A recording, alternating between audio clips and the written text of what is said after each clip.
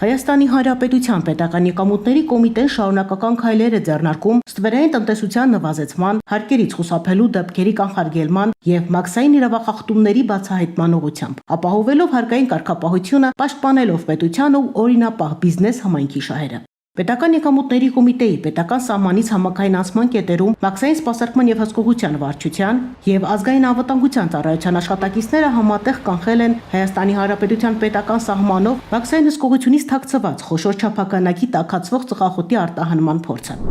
Այսպես, օրերս Հայաստանի տարածքից Բագրատաշեն անցակետ է մուտք գործել կենդանիների տեղափոխման համար նախատեսված դատարկ բեռնատար ավտոմեքենա։ Ստացված տեղեկությունների համաձայն ձեռնարկվել են համապատասխան միջոցառումներ։ Բեռնատարը վերցվել է հսկողության։ Տրանսպորտային միջոցն ուղղորդվել է ռենտգեն տեսազնման կայան։